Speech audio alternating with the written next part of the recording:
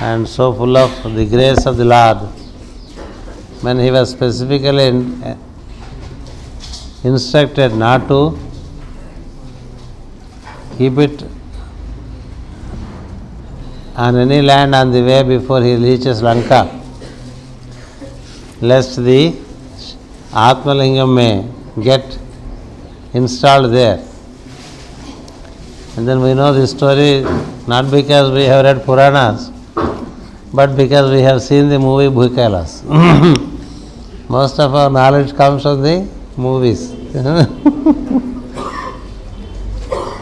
Similar story also exists in relation to Vibhishana, that he was given the deity Ranganatha, whom the royal family of Ikshvakus were worshipping. At the request of Vibhishana, Sri Rama gave away that spiritual symbol which was worshipped by his ancestors from long time. And then the story says that they did not want that it goes out of India, and hence they planned to see that Vibhishana also goes through the same illusion like Ravana. Most of these stories, pardon me if I say this, are created to inculcate faith in people. Many stories relating to our temples, they speak of some millions of years ago. Nothing like that exists today. And they give so many stories, and these stories are mainly for building faith. Do not take them literally, but we can take the moral from it. The moral is, in the case of Sri Ravana, Brahma, is that the design with which he worshipped the divine, the design, the personal design, the personal motive through which he worshipped the divine, is not completely pure in itself, and hence where the design is selfish, there obstructions come.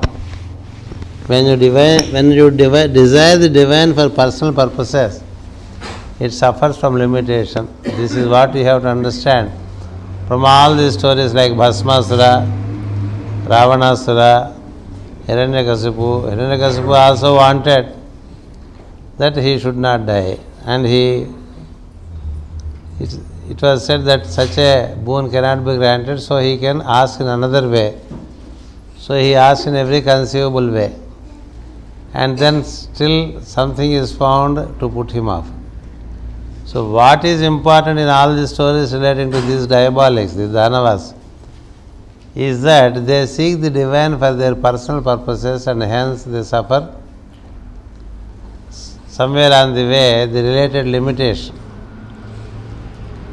The whole theme of divine life is that you offer yourself to the divine, then you seek the divine for yourself.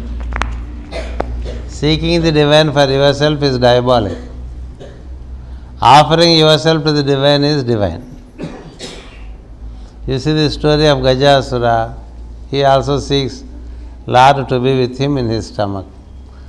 So we mostly seek the divine for our purposes. Of course, our purposes are very petty. But then it is also the same principle. As you seek him for you, it has a limitation. As you offer yourself to him, it leads to liberation. This principle is generally found in relation to the stories of all the diabolic stories. Hiranyaksha, Hiranyakasipu, Bhasmasura, Gajasura, Ravanasura, and then Kumbhakarna, Vibhishana. The idea is, why can't you submit yourself to the divine? Even among the Devas, some went through this illusion of seeking the divine for them. Seeking the divine for them, you suffer.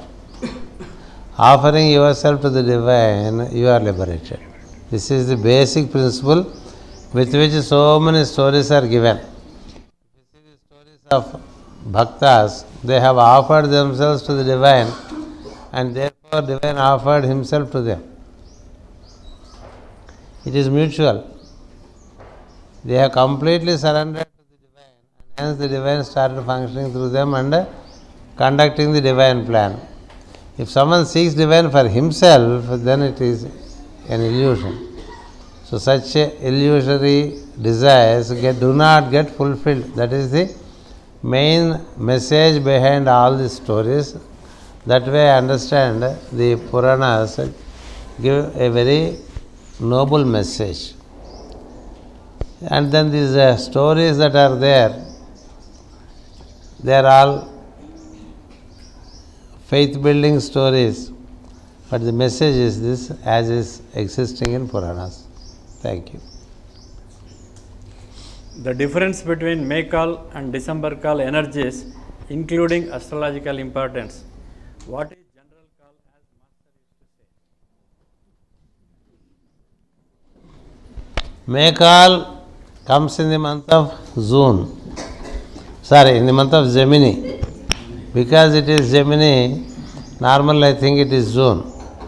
Because Gemini is from 22nd May to 21st June. Gemini is a very important month for initiating humanity. Initiating humanity is always done from ancientmost times through Gemini. Why Gemini? Gemini is the sign of duality. And human beings, they are by and large live in duality. Good and bad, right and wrong, correct, incorrect, all these kind of things exist so much in us. We suffer from duality. So those who are in duality shall have to be lifted up through the duality. And hence the initiations, Moses gave the initiation in the month of Gemini. Jesus gave initiation in the month of Gemini. And Master Jwalkul gives initiations in the month of Gemini. Hierarchy gives initiation to humanity on the full moon of Gemini. Gemini relates to the throat center. And humanity is now need to raise to throat center, where through speech the alchemy is worked out and then they are lifted up. That is the purpose of Gemini, and hence Gemini was chosen by Master CVV also to initiate humanity. That is the major initiation. May call is the foremost of all the calls. And then the energy of Aquarius is in trine with Gemini, and Uranus functions as well in Gemini as he functions in Aquarius. Because in all Aries signs are own houses for Uranus. And hence the master from Aquarius, that is the state of Nasatyas, he comes down to the throat center and initiates through a word. And by uttering that mantra, we are also lifted up. So he comes down to Gemini and lifts us up from Libra. This I have written in the book Bhaktarahita Taraka Rajayoga in Telugu, which I think is also translated into Kannada. This is basically, Gemini is the month of highest illumination. This also you should know. Because the longest day happens on the last day of Gemini, and thereafter again the day recedes and night increases. As at the end of Gemini you have the Karkataka Sankramana or Dakshinayana. That's how Gemini, right from Vedic times, is visualized as a day of initiation of large number of beings. Large groups of humanity can be initiated on that day. And even today, the hierarchy headed by Lord Maitreya on the full moon of Gemini initiates the humanity through their disciples, and hence Gemini has its importance. Astrologically, Gemini has a lot to play in our discipleship, because Mercury is the lord of Gemini and Uranus now presides. Mercury speaks of discrimination, the ability to see the golden mean, not to go by one view, not to go by the other view, but to take the LCM of the two and proceed through the golden middle point. That is the key to Gemini. That's how you have the two pillars of Gemini as Jaya and Vijaya. As subjectivity, as objectivity, as Castor and Pollux, as Yakin and Boaz. Like that they speak of the pairs. As long as you live in pairs of good and bad, you never get beyond. And experiencing the divinity and thereby experiencing the harmony comes to us only when we can pass through these dualities and stand beyond. Every time in Navani, which is Jagadguru Vani here, I write so much about the dualities when it comes to month of Gemini. Because these dualities shall have to be transcended if one really need to experience the fullness of life. And hence every master tries to utilize the energies of the month of Gemini, and so is Master CVV, who decided to take up the 29th May as the day of initiation. He received the impulse as early as in the month of Aries on 31st March, and then he worked it out for almost April and May, and after 60 days of working with the energy, he gave it out. And then the December call was mostly a means by which the master wanted people to gather during the year end when it was generally holidays in India. Not of any, I would like to say, I can interpret some kind of importance to December 29th also, because I know that every sunshine has its value. But I don't want to mislead. What was the original purpose of the master in giving the December call was, from 25th of December to 14th of January, generally during the British rule it was holidays. Why? Because Christmas followed by New Year's Day were holidays for them. And then Pongal are holidays in South India. So the British were respecting it, and we used to have, even during our childhood, this habit of winter vacation from before 25th December, say around 22nd December to 14th of December. So the master chose, before they walk into the new year, there is a gathering. Every teacher would like to meet his followers at least 3 or 4 times in a year. This is another tradition between teacher and student. The student must somehow make sure to meet his master minimum 3 or 4 times a year and receive the energy. It is generally said to be 4 times a year, because every 90 days you need to get recharged. That's how every teacher conceives plans to ensure that the students meet him 3 to 4 times. That's how the December call and the general call came about. What is important is really May call. The other calls are master's will to ensure that the students gather around him and receive the necessary energy. Until the energy is well established in the student, it is conducted like that. That's how these calls have come. The fixing of figure in etheric and the way master cleaning past karma. Explain the process. The fixing of the figure in the etheric happens in your heart lotus. As you visualize the master, slowly, initially, you would have many more adjustments that are happening with you, and you get instructed from inside to gain knowledge by reading this book, reading that book. He gives himself knowledge by his own dictations of knowledge to you.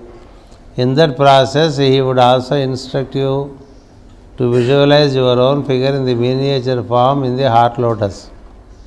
And he would like you to do that, visualizing him as sitting in the cave of heart.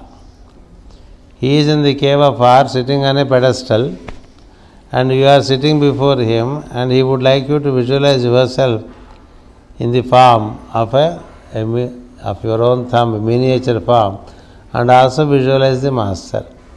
So master's form is 4 times bigger than your form. Your form is 4 times smaller than the master form. This kind of imagination is suggested from inside, and thereafter, slowly as you concentrate on the form relating to you, which is full of light, the master disappears, blessing you, and the figure remains. So this is the figure that you also start visualizing. And then the master, even before he takes you to this state, he would work with your respiration and conduct all the pulsations to their equilibrium, by which you are able to move upwards even up to Ajna. So this figure which you contemplate keeps moving up to Ajna, and then it comes out from the Ajna center, and it is not that, as we say, you feel that as you and this as it. Now we say that figure as it. But you identify with the figure, and you being in that light form, you visualize this form, and then realize that this form is only an abode for the form of your light. That's how this visualization happens. Then the past karma. The past karma is embedded in your linga sarira. Now the master has conceived a plan by which he conducts the reincarnation also with the help of the etheric form, which is well settled, and then you are no more getting back to your linga sarira. You start afresh with this and reincarnate. So anything relating to your past memory and the traits, they remain you are untouched by them, and you start working independent of that. This is the independence he talks in his yoga, that he doesn't let you to get into that linga sarira or causal body, which normally happens in the process of death. In the process of death, what happens is the etheric body is also dissolved. All bodies get dissolved. Only the linga sarira remains with you. And with this linga sarira, that is your memory, you again get reborn take to a new incarnation. It's a reincarnation. So all those traits follow you. Now he conceives a plan by which you do not get into the linga sarira.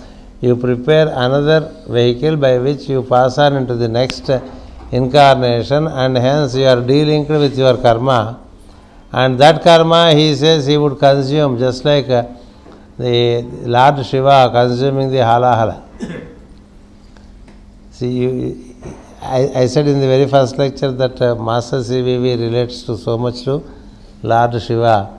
He neutralized the poison relating to, like that he says, I will neutralize.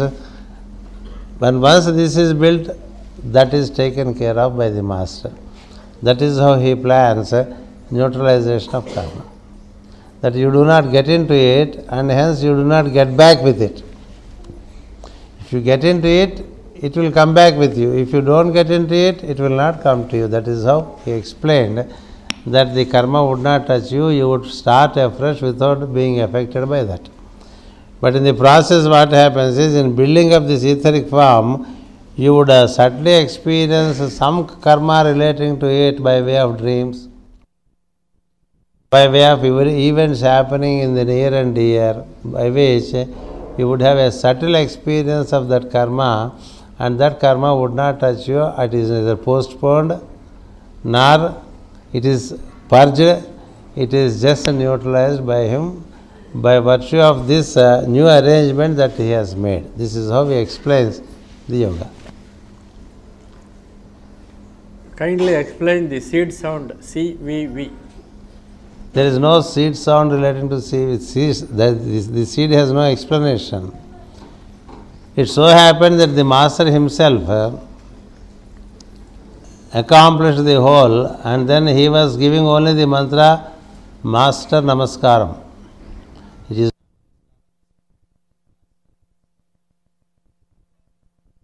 long time he was giving the mantra as Master Namaskaram, meaning the energy which has helped him to know all this, that energy he transmitted to the people through him as the vehicle. And then after a few years of practice, he was instructed by that energy that he can give the sound CVV. CVV relates to his name actually. His name is Kansupati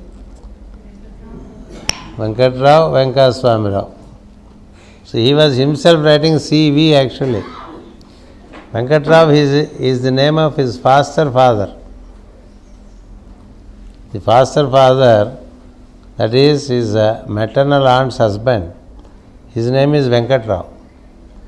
The natural father's name of the master is Kuppuswami. So he was given an adoption to this Venkatrao. So according to the practice in Tamil Nadu, the father's name is included. That's how Venkatrao Venkaswamirao has become. Kansupati, he could write K, but he preferred to write right from the beginning as C, because with the C also you can pronounce the sound K, come. When you say come, what is the letter you are using?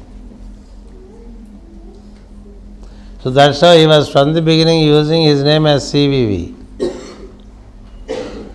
So this CVV relates to his name actually. The letters relating to his name were suggested to him by the master, that energy, that you give this sound as the mantra. Out of the knowledge that we have, we may interpret something about it. But that is the truth of it, that he said, your name is a mantra because you have now reached a state that you permeate in the air.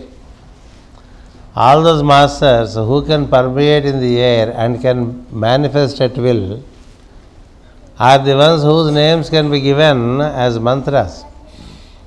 That's how his name was conceived as a mantra and was instructed by the master. That's why if you go to Kumbhakonam, you see the first medium to the master energy, first name is CVV. He writes his name as the first medium, first disciple. And then the other names are there, about 750 names or 52 names are there. So he was instructed to give this sound as the key for that energy to manage to be invoked into us. That's how it has come.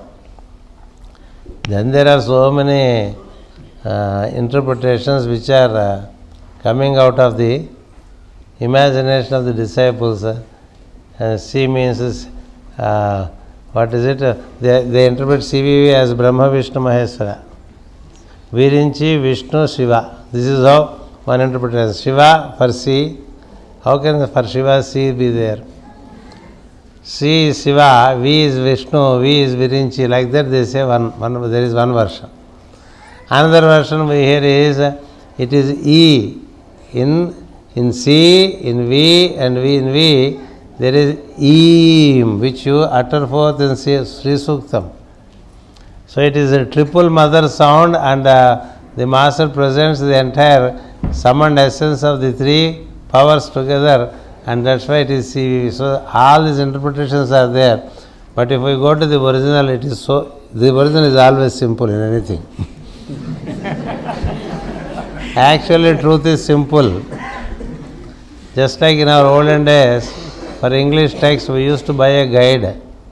The guide used to be tougher than the text. That's why there was a man by name Kuppuswami. He is also Kuppuswami.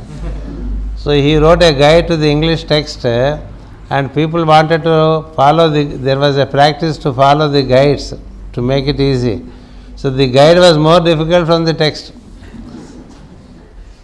than the text. So that's how there is a saying, Kuppuswami made difficult. So Kupuswami made the English text very difficult by his guide. So like that, there are many disciples who make extra interpretations by their own perversions. We may get into that kind of gymnasium, but we should never forget the original purport with which it is given. The original purport is very simple. It is the name of the master with its initials. C for Kansupati, V for Venkatrao, V for Venkaswami Rao, CVV. So that has become a tradition. And when Master Raman became a Purna Purusha, his name is Mainampati Jwala Narsimham actually. Mainampati Jwala Narsimham. But he said, say it as Amen. That's how it is 3 plus 2. 3 letters plus 2. Then Ekirala Krishnamacharya, 3 plus 2 plus 2. There is a purpose in all this because 3 is by itself a complete number. 5 is itself a complete number.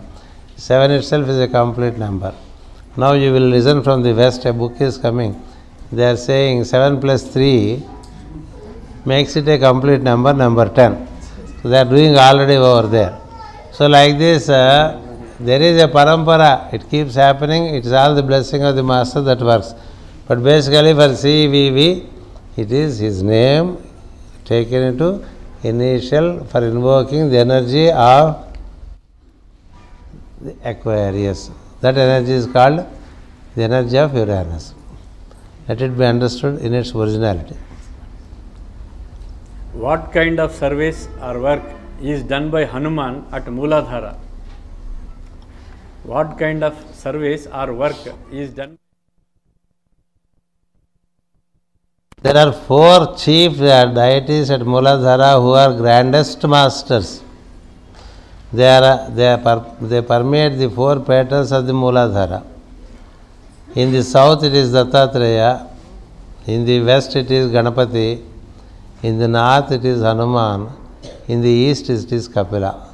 All these 4 are said to be at that point which is between the infernal world and the surfacial world.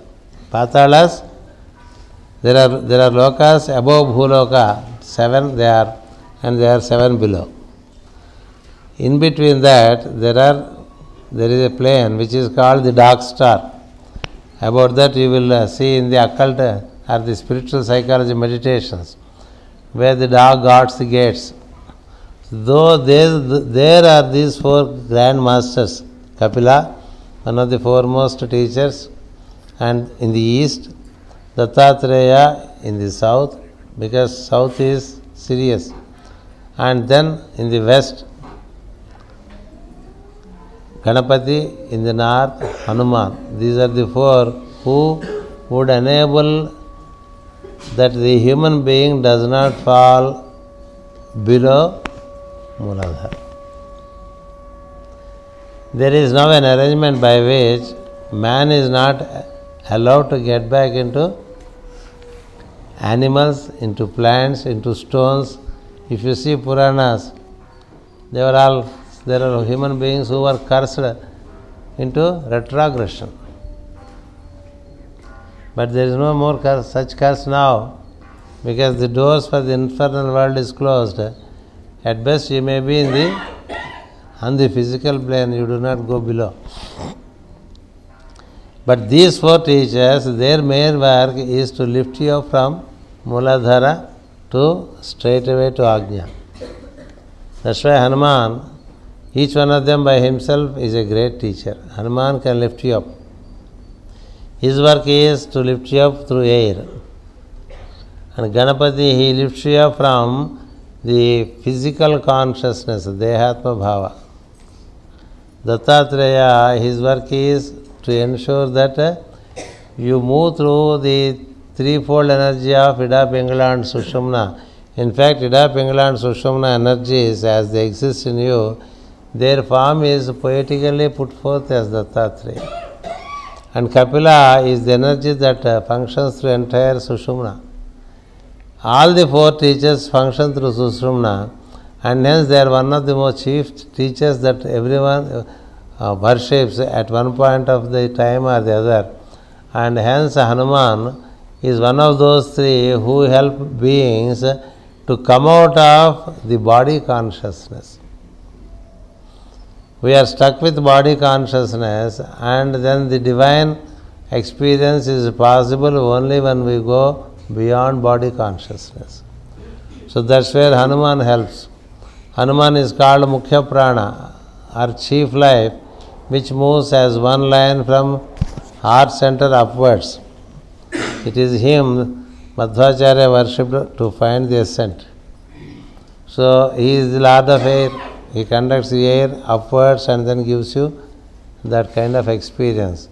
So when we think of Hanuman in Mooladhara, we also have to think of the other teachers. All these teachers, and Ganesha is your cerebrospinal system.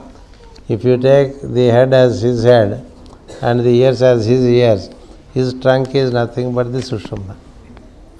If you take Dattatreya, the threefold energies that pass through us from above up to Mooladhara, it is Dattatreya.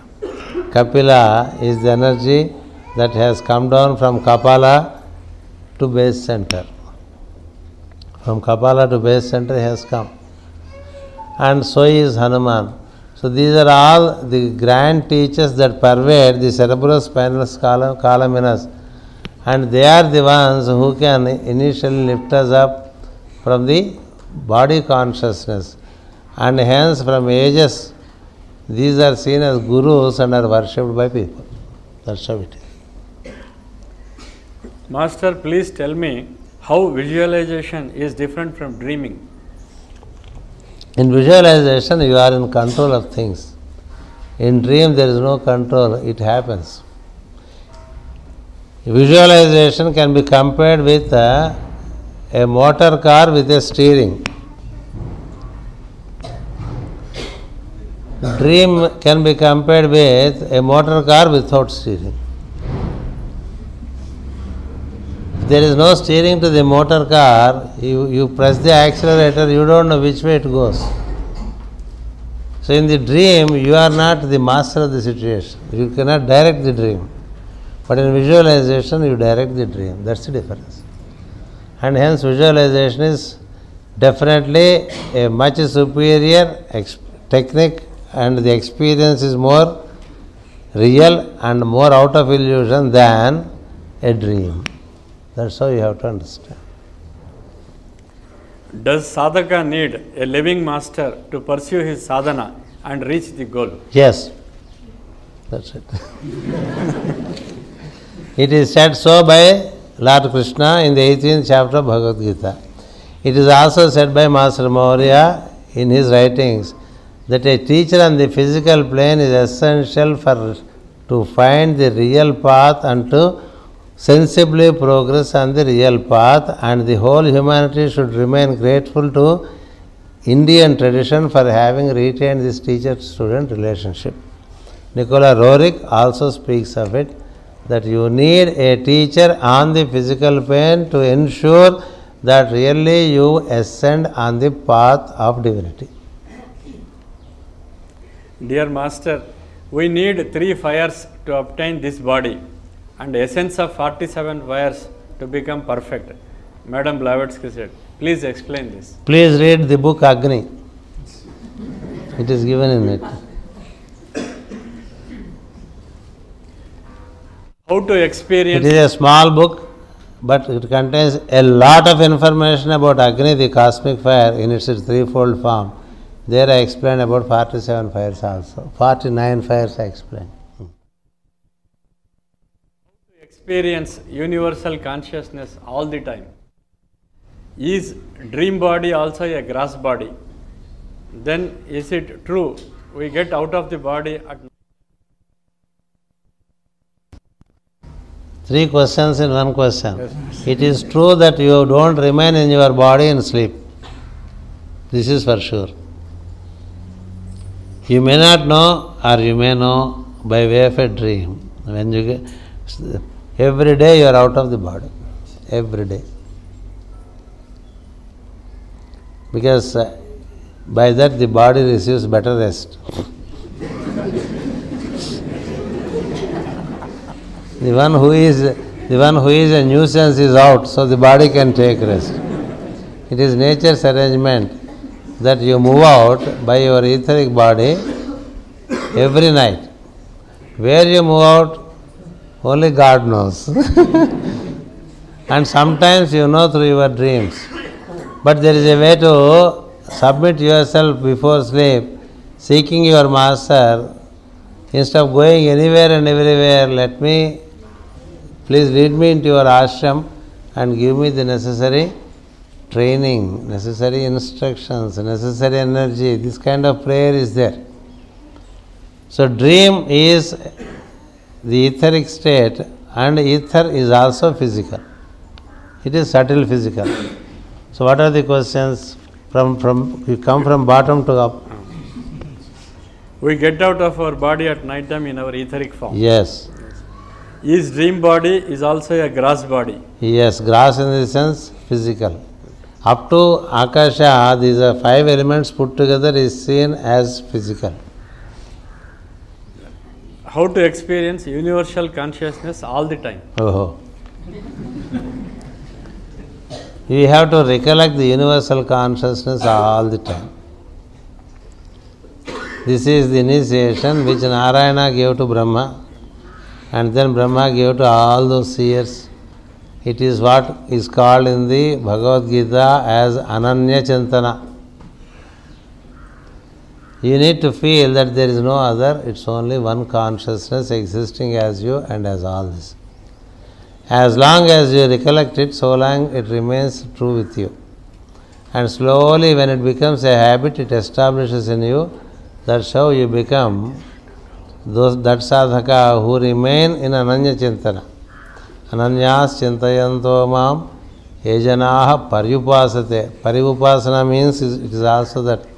Upasana is trying to do a few times a day or for a few hours a day. Paryupasana is continuously being in it. And then there are 3 times the Lord speaks of it. Ananyas Chintayanto Mam Yajana Paryupasate Tesham Nitya Abhiyuktanam. They remain abhiyukta means they remain linked to the universal consciousness by this constant recollection. By Ananya Chintana, by Paryupasana, they remain Nitya Abhiyukta. That's how all those who are whose stories are given in Bhagavata, they are always in it. Always in it. There is no other than God to them. Whatever they see only God. This is how God consciousness, when you are linked, it happens with you, and then you can experience. Experiencing universal consciousness is the ultimate of sadhana. And it is given at the very beginning of every scripture. Bhagavata also speaks of it. Visvambhu Vishnundu Kantenu Veremi Yunule. It's all Vishnu. One energy permeated as all this. There is nothing else. So by constant recollection, even Creator forgot about it and asked the Lord, I forget, what should I do? If you forget, you recollect. Then Creator asked, if I forget again recollect. Yeah, I am trying to recollect, but then still I forget sometimes, then what shall I do? Then recollect, he says. మర్చిపోవటానికి ఒకటే మందు గుర్తుపెట్టుకోవటమే. అది కాదయ్యా, మర్చిపోతున్నాం కదంటే మళ్ళీ గుర్తుపెట్టుకోండి. ఎన్నిసార్లు మర్చిపోతా? How many times you will forget? Slowly the frequency of forgetfulness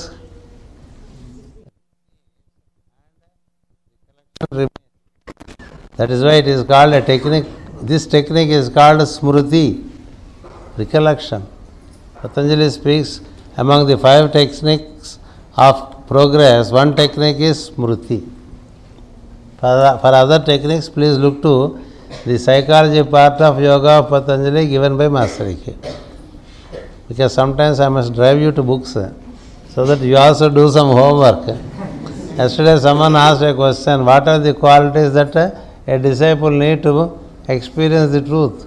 The whole literature is only about it. So I tell you something and drive you to some book, so that you also do some homework.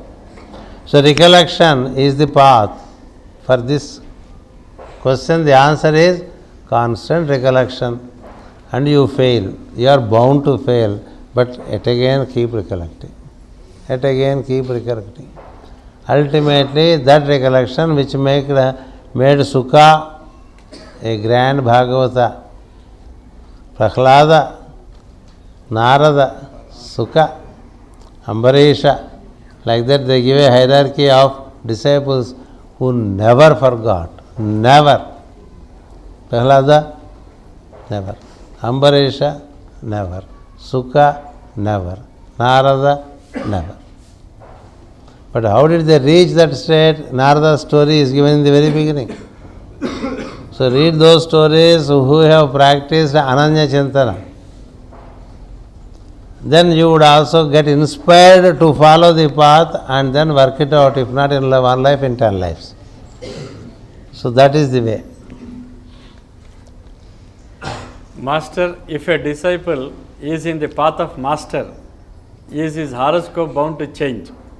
And if yes, is there any specific method to cast his horoscope at that point in time?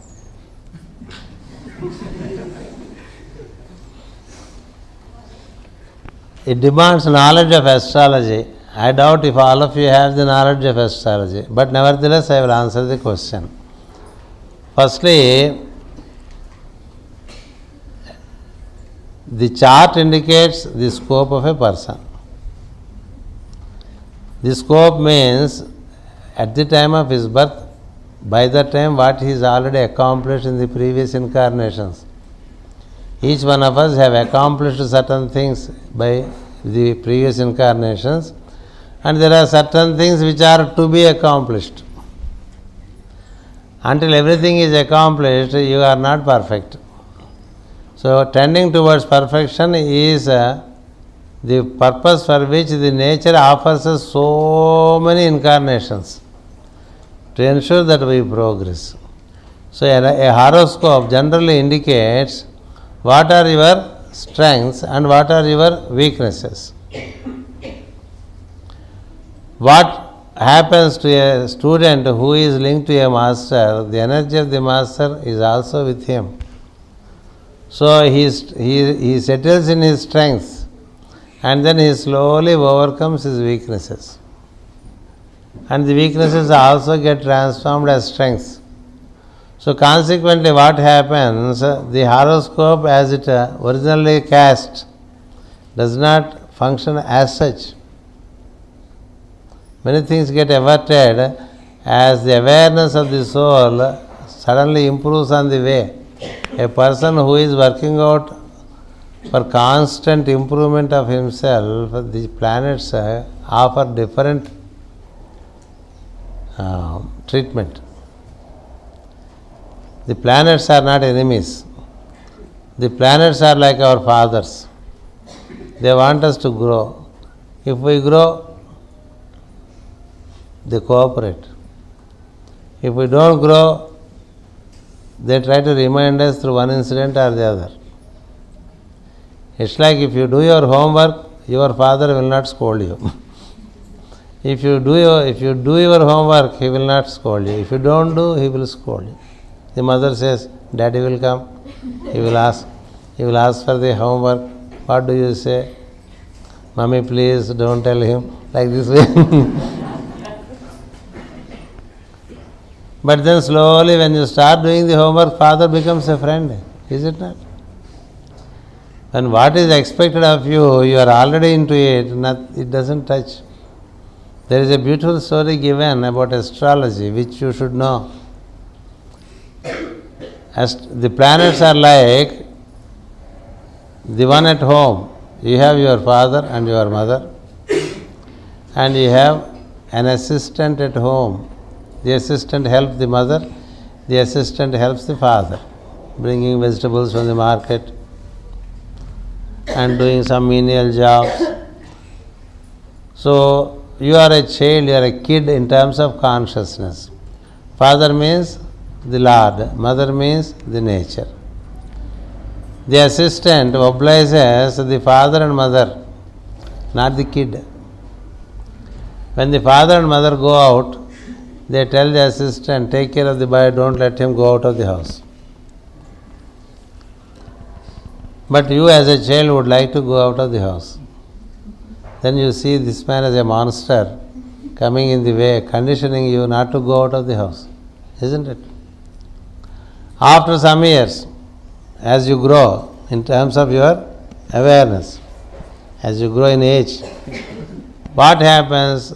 The father and mother sometimes tell the assistant, take the boy out to the park, be with him, let him play and bring him back by such and such a time because he has to do homework. So now what happens? The one who never let you go out is the one who takes you by hand to the park and brings you by the time home, isn't it? So he is a little friendly. Then you grow from that state to the state of an adult or the master of the house. Then what happens? The same assistant, you can tell him, go and bring me brinjals from the market. Go and bring me some milk from the market. Or go and bring such and such a thing from the market. It's the same assistant at home. At one time he was conditioning you. At another time he was cooperating with you. At another time he is obliging you. So what has happened? As you grow in your awareness, the assistant, he changed his relation with you. Same is the relation with the planets. Same is the relation with the planets. As you grow into master consciousness, the planets cooperate, help you. As you are growing, they are semi-friendly, semi-conditioning. When you don't plan any growth in this life, they are conditioning. Conditioning is for those who don't plan any growth in terms of their awareness in this life. It means they wish to live away this life with the same limitations and strengths. So at the end of the year, there is no performance to add any marks. Maybe there are performances by which some marks have to be deleted.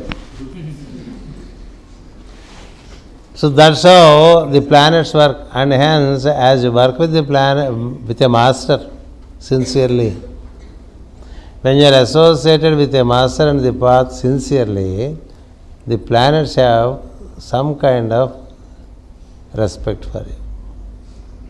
He is with the boss. Master is nothing than the divine in manifestation. So the planets wait. They don't. Provided you are a sincere seeker. But remember, it is as difficult to see a sincere student as it is difficult to see a master of wisdom. A master of wisdom, we say it's very rare that we find a master of wisdom. We see a master of wisdom in our life. But the masters say the other way is also true. It is very rare that we find a true student. So if you are truly following the instructions of the master and follow the path sincerely, then slowly the quality in you changes. Quality means the composition of the three qualities in you, Rajas, Tamas and Sattva. As its composition changes, the functioning of the planets, they change for the better. That's how the whole thing happens in astrology. So following the discipleship is a means by which there is some facility gained by which the planets do not give so much impact as it would otherwise have given you. That's how it is. Sometimes if required, the longevity also is bestowed on you because they find that the progress is good. Why should we terminate this life right now? That's how many students have longevity of life also. So such things happen. So now read the question if every part is answered or not.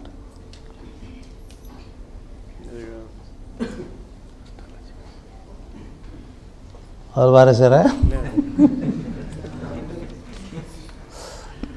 if a disciple is in the path of master, Yes. is his horoscope bound to change? Yes. Now it is clear to you. And if yes, is there any specific method to cast his horoscope at that point in time? Yes. There is a specific method to cast horoscope of an accepted disciple. Not all disciples. An accepted disciple is one whom the master says, this is my disciple. It's easy for us to say we are so and so's disciple, but that man also has to accept. We can always say, I am disciple of Maurya, I am disciple of Kuthumi, I am disciple of Master E.K. or CVV. It's for us, it is one-way love. But then the other one has to say, yes, this is my disciple. Such one is called an accepted disciple. A master declares through symbols and through hints that this is my accepted disciple. So for an accepted disciple, in astrology there is a way to calculate to cast the horoscope. It is called the reverse wheel, means instead of progression each year, regression is made in terms of the planets and then the ascendant in the backward direction, because we have come from the source forward, and discipleship or divine life is a process of Tirodhana. It is no more Purogamana into material world, it is Tirodhana. We are returning to the Father's house. We are going back to our own house. Go home. We decided to go home, and hence we get into these programs. So once the going home is very certain, to them the horoscope is worked backwards. That's how the wheel reverses to him, and then the horoscope is cast according to it. For details you can see Working with the Ascendant in the book of Spiritual Astrology written by Master E.K. There is a specific way even to contact a guru. There is a specific way to contact a guru in this life, for which there are 8 steps given. After having come in contact with a guru, which is by virtue of your Purva Punya, if you follow the path and the Master is pleased with you, thereafter your horoscope is cast backwards, not forwards. By that the readings are given. That's how it is done. That is the specific way. Who is the best guru to worship?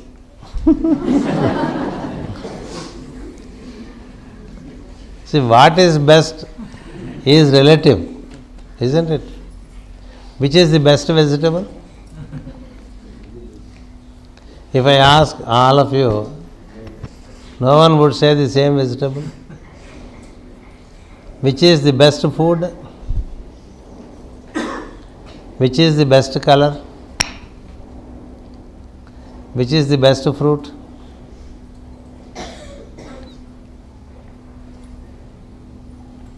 We don't know what is best for all, but we know what is best for us, isn't it?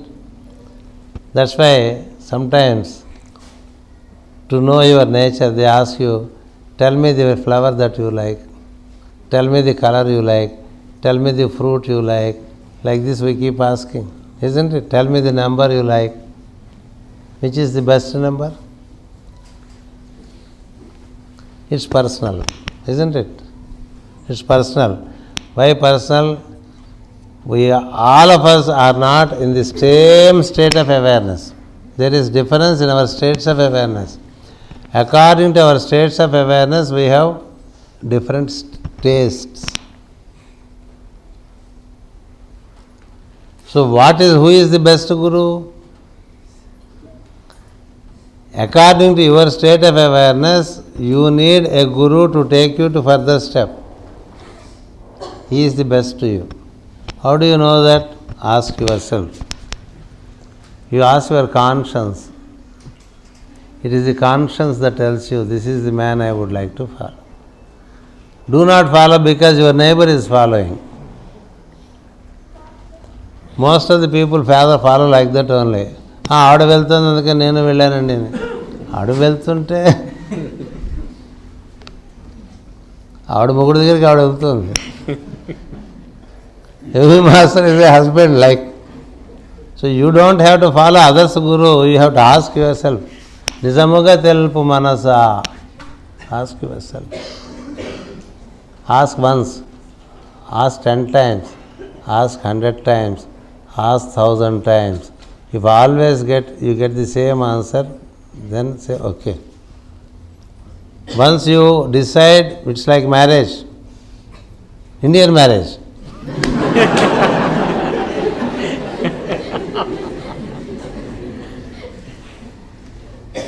Come what may, this is the fellow I follow. Fellow means, don't think it is a cheap term. Fellow means a friendly, brotherly person.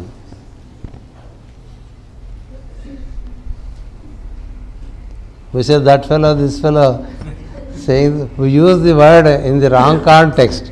But fellow means brotherly, friendly person. He is brotherly, he is friendly. We used to have FA, Fellow of Arts. So ask inside. Everyone has asked like that and decided, and thereafter once you decide, you have to respect your decision, and hence come what may, follow him. But don't follow with peripheral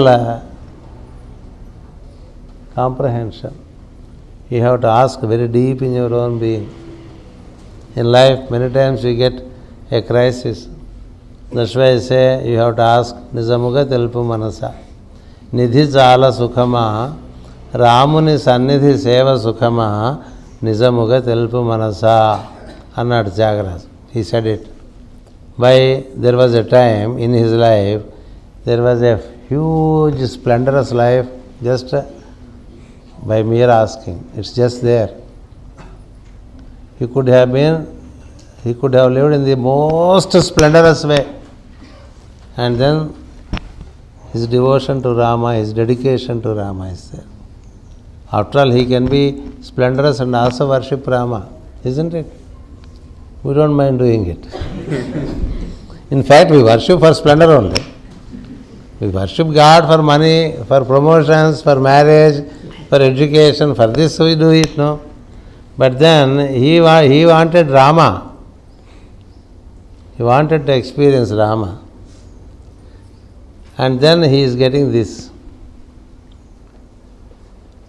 Between the two, you have to ask yourself, which way? He asked many times. Because on one side his brother is pushing him. His elder brother says, don't be mad, accept this opportunity. It's God given. Don't be foolish. We'll all be happy. We have been suffering in poverty for so much. We don't have to think of this anymore, how to earn tomorrow's food. In that context, Ramdas, Tyagaraj, he had to ask himself one night, ask yourself alone. Don't ask your wife for this. Or if it is lady, don't ask the husband. Ask your own self. Spend sleepless nights.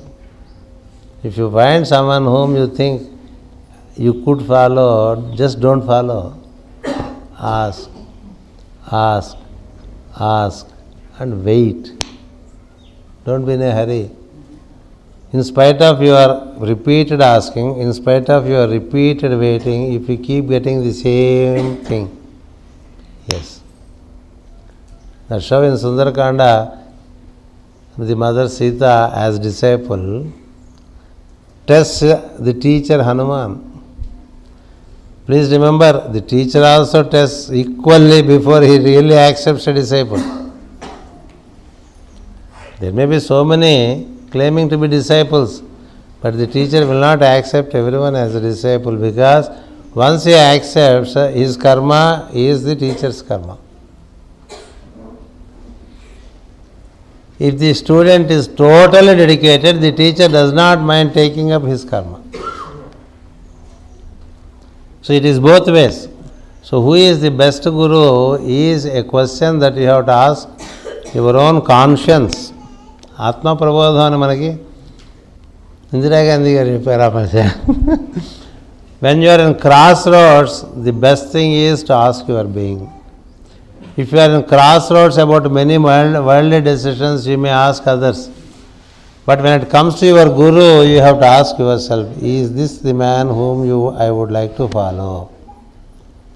Should I not? Keep asking, keep asking, keep asking. If you get no, no.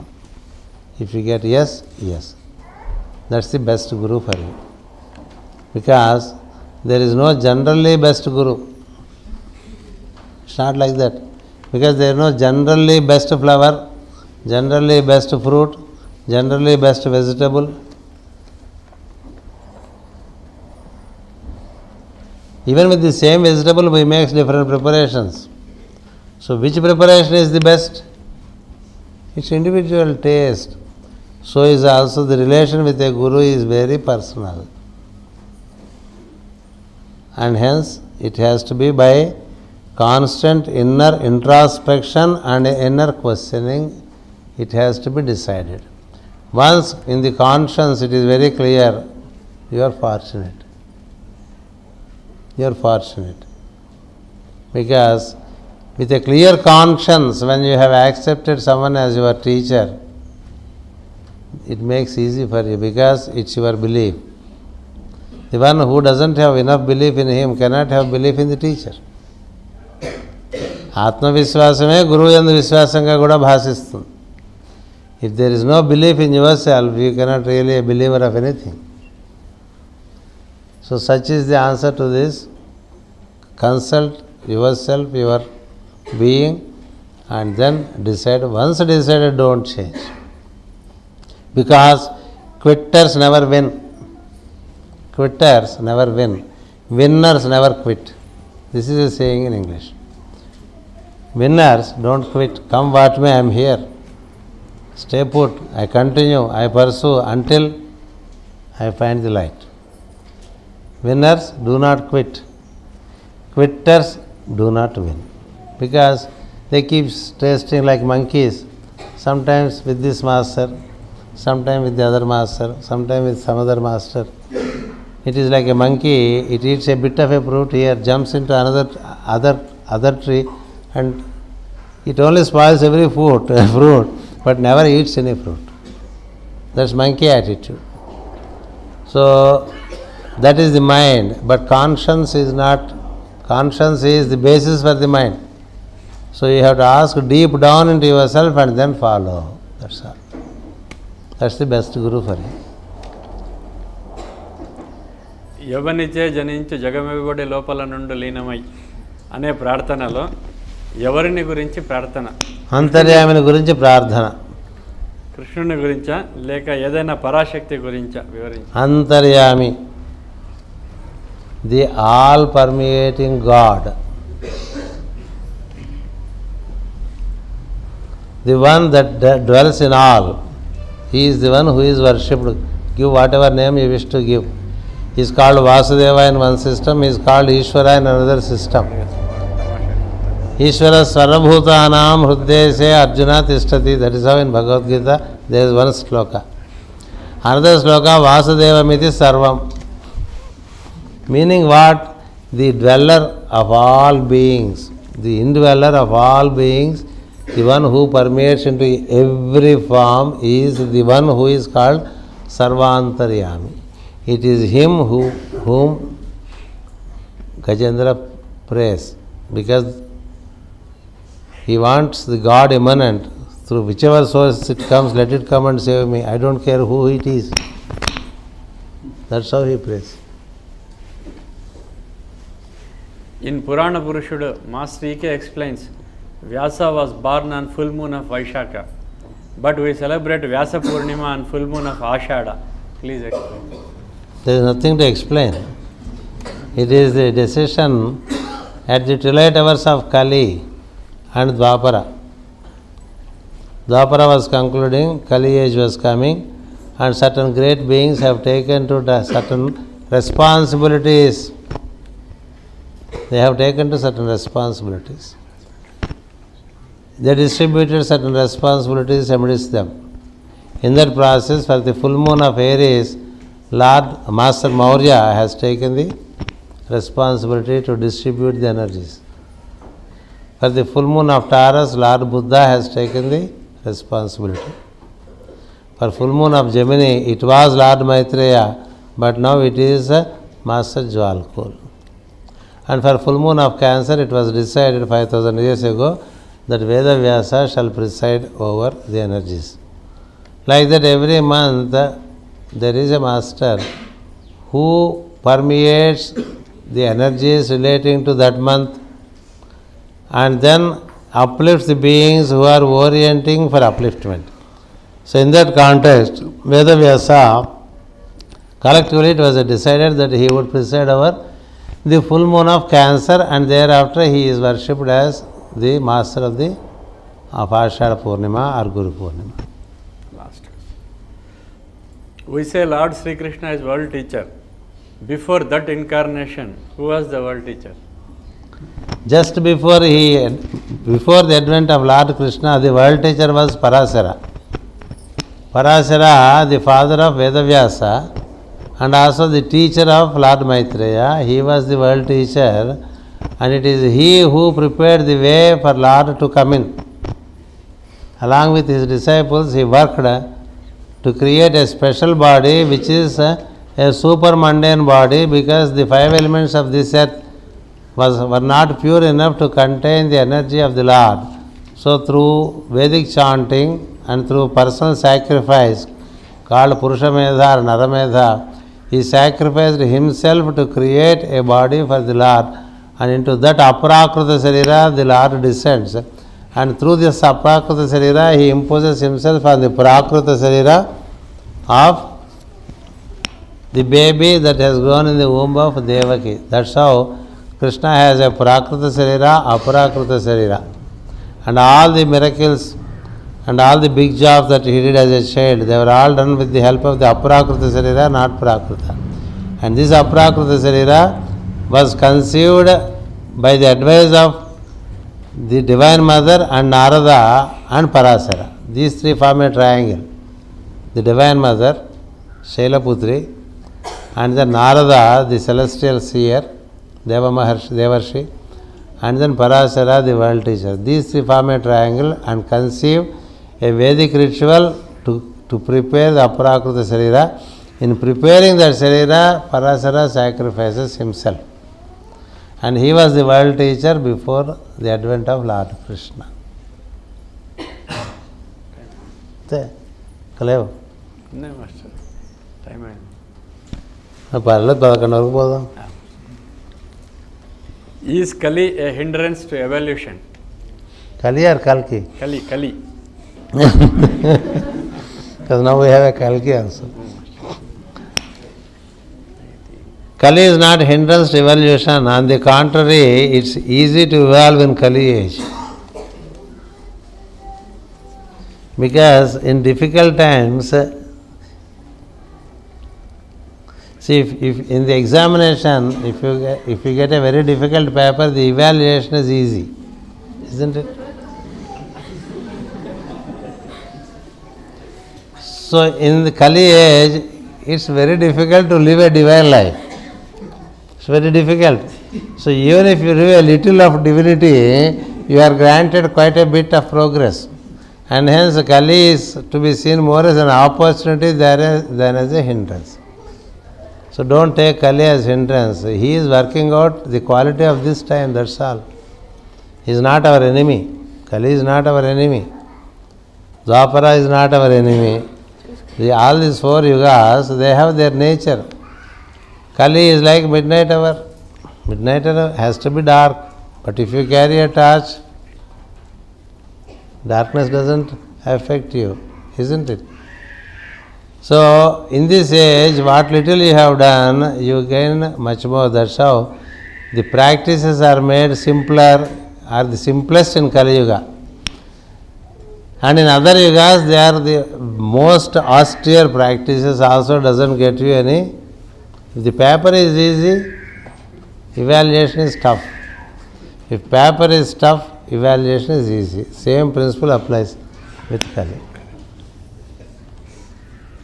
It is said that God is superior to all mortal beings.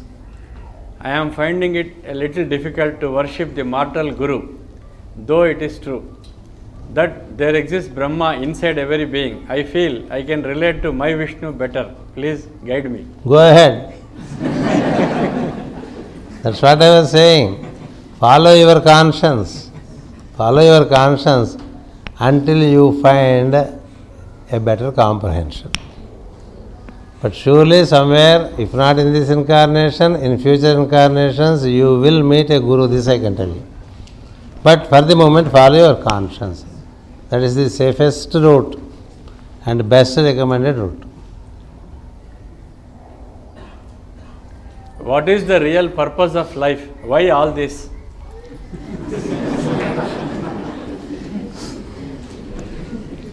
Why this question? Why this question? Can you tell me why this question is? In creation there is no why, there is how, the how of it. The answer to this is, I give you by way of a little story. A father who has, say, 4 children, goes out on a camp for 10-15 days, and these are all kids at home. He left them at home. What would he do when he come back from the camp? He tries to bring something for the children, something for the lady. Isn't it? Why? Love. Love is the basis. And then when he comes, he brings a carom board for his children and a saree to his lady, which is, saree is the best way to please a lady. The whole energy remains soft when a saree is seen. This is a known fact. Intelligent husbands always think of bringing a saree home. That's the best way to please a lady. So he brought a saree for the lady and a carom board for the children, because 4 of us together they can play. Together. That's the problem. So what do? They gather around the carom board. The father explains how to play the game. Isn't it? So they start in all enthusiasm, but later they find quarrels between them. And thereafter the coins are not used for playing on the board. They are used for... they use them as weapons against each other. Isn't it? It happens so normally.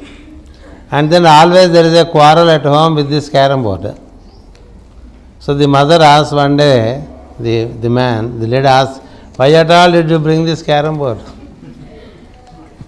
Why did you bring it? They are all quarreling. What was the purpose? The purpose was to keep the children happy, isn't it? To keep the children happy, the parents do so many things, but the contrary happens. Why? They are not yet fully grown in their awareness. But the basis for all that carom board, etc., is what? Love. Love for children. Likewise, the love for the beings who are not as evolved as God. Every father would like his son to be as progressive as he is, or even much more, isn't it? No father would think that his son should remain a servant with him. Isn't it? He would like his son or daughter, because there are also ladies in creation. So every child is given the same love by the parents, and they would like the child to grow as much as they have grown, or even beyond. That's the love. Such is the love that made the creation as a platform for the beings to experience the splendor of it, to experience the beauty of it. But then, as I said, with the children of the carom board, instead of experience, since we do not know how to live life in splendor. And how to experience life, instead of experiencing that, we get into quarrels. That is because of lack of awareness, lack of growth. For to give that growth also, he also appoints teachers. Just like children who don't study well, we appoint tutors. And he goes to tuitions, the children. Like that, there are so many teachers on the planet to help the beings. So why all this at all means just to give you the joy of being in life, being in creation. Once you know that, you are grateful to God. You are grateful, thankful, ever grateful for having made such a beautiful creation just for our joy. That is what is called the Karunya of the Lord. So the answer is, why all this? The answer is for the splendor of it, for the joy of it, for the love of it. Until we know the technique to live, we keep getting the same question. It's not first time this question is asked. It's not first time to me. It's already more than 300 times. It's not first time it is asked now. Right from the beginning, the man has been asking this question. He needs to know the technique to live. And that technique is given by way of the divine love, divine path, divine life. Once you experience the divinity, you see the self-same world full of beauty. That's how it is. For conducting prayers, are chantings necessary? Do hymns and homa go parallel with it? These are all again a matter of personal inclination. See, in an organization like this, it's like a supermarket. See, you go to a supermarket, there are varieties of products, you take what is needed by you. Don't think of buying the entire supermarket unless you feel the need. Go by your need and take what is there, because varieties of things are kept with a guru so that according to the quality and the taste of a particular soul, it takes something relating to it, and through any one of them he would be lifted up. That's how you have so many things. That's how I see the World Teacher Trust activities. There are homas, there are abhishekas, there are pujas, nitya pujas. And then there are elaborate pujas like Lalita Sahasranama, Vishnu Sahasranama, Rudrabhishekas. And then there are chanting of mantras. And then there is recitation of Vedic hymns. And then there are Master CVV prayer. And there is Gayatri. So among all this, ask yourself what you would like to relate with. That's all. Go ahead with it. When you go ahead with one of them, when the taste is developed and you grow with it, slowly in your own being you would like to add one more. That's the beauty. Sadgunambulalla Sanghambulaivachi. See, they all carry the divine content, without doubt. Every practice, in so many practices that are done here, there is divine content. Initially relate yourself to that which is to your most liking. If I have come into the World Teacher Trust and gone this far, it is only because initially it was very clear to me that Master's AVV prayer is the best thing to do. I don't do anything else, only this. But look at today, there is nothing that I don't do in relation to all these practices, and every practice gives you experience and manifold experience. So start with one which you like most. That's what I can suggest. So that's why a teacher, a master of wisdom always throws many things at the student so that each one picks up. See, even at the childhood, before Annaprasana, you keep so many things, a pen, a book, a chocolate, and then some food, some fruit, all these things you keep, and you would like to see which one the child picks up first. Isn't it? But he doesn't stop with it as he grows. He touches everything. There is a time where he takes a pen. There is a time where he takes a fruit. So eventually he picks up everything. But what is initially the inner call is go by that. Always follow the inner call for any outer event. That's always the best way. So that is how in the world teacher trust, I always say, it is like a mall. Almost everything is in it. So it's for you to pick up what you would like to relate with and then work with it. That is how it is. Master, in Nepal, a yogi sits in a Buddha posture doing tapas for 6 months, not taking food or drinks, but he is not sick. Please explain the event and the yogi.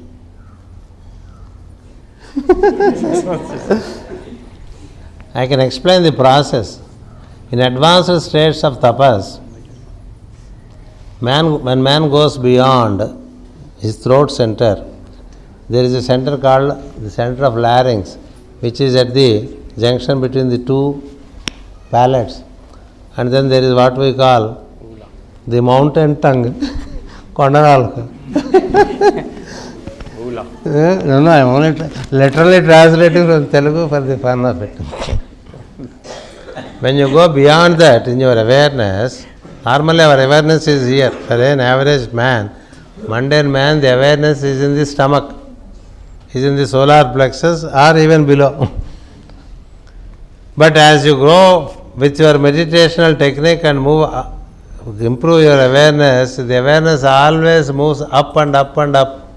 When it goes beyond that point of the palate, thereafter you do not need food so much because the body has its own ability to secrete.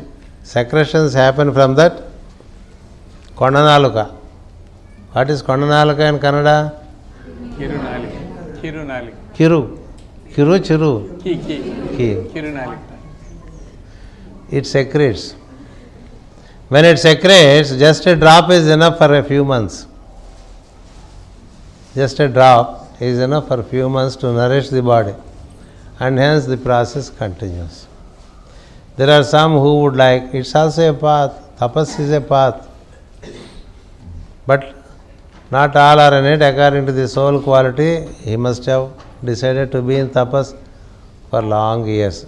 Our Puranas contain so many doing tapas for so many thousands of years. So the process is that when the awareness goes beyond your throat, thereafter actually the hunger and the thirst gradually disappear and the body finds its own way to find food from within. This is what is called Amrita. And in the further advanced states, there is what is called Somapana. That means he receives from the higher centers a kind of secretion, because the whole body is full of secretions, and that's why it is called a cow. The cow secretes. Secretions which would happen through austere practices would enable sustaining the body, and the body remains intact and the tapas continues. That's how it is. How is the body and the soul differentiable? How is the body and the soul differentiable? Yes. The soul is what you think as I am. And you differentiate every day yourself as soul with your body. When you show your hand, you say my hand. My hand means not me, isn't it? This is my hand, meaning like this is my car, this is my pen, this is my shoe, this is my hand. Meaning what? You are unconscious of a conscious act. Unconscious of a conscious act. You say, my ear is paining. So my ear means not you. My ear or my pen, what is the difference between the two? My leg is swelling. My head is aching. Like this we talk, no? So when we say my, it is not you. You are yourself saying that. What further explanation you need to know that you are different from all this? Someday the doctor says your heart is in problem. It is also yours, but not you. Tell me in you which you say as not my lung, my intestines, my liver is not working. Only when they don't work we know them better. The troublesome workers are better cognized than the regular workers. So likewise in the body, every part you identify and say my, meaning not you. So you are yourself saying that where is the question of someone has to tell you that you are different from them? You are different from your body by your own understanding. And you exist if some limb is gone. But some limbs, when they don't exist, when they are gone, you are also gone. So that means they are more important limbs for your stay in it. This is one understanding to show that you are different from your body. Then the body came when? The body came when? It came after you came into the womb. After you it came, you developed it. So what you have developed is not what you are. This is also a development. The hair, you cut it off, you remain. So whatever you have developed, when it is cut off, you still remain. Like that the soul remains even without the body, because the body was not there for the soul before it entered into the womb. The soul lands on the head of the father and then travels through his system, through the sperm, and deposits itself in the mother's womb, and thereafter the whole thing is built. So that's not you. That's not you. In you the potential to prepare a body is there in given circumstances. Just like a seed in given circumstances develops the tree and then becomes the seed also in the tree. Isn't it? The seed survives even if the tree falls. So you are the seed and it is all the tree. So the body is what you develop from out of your quality. And what you develop is not what you are.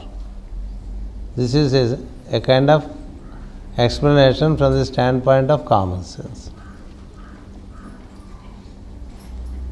When the body dissolves or dies, does the soul experience the pain? Depends how much it is.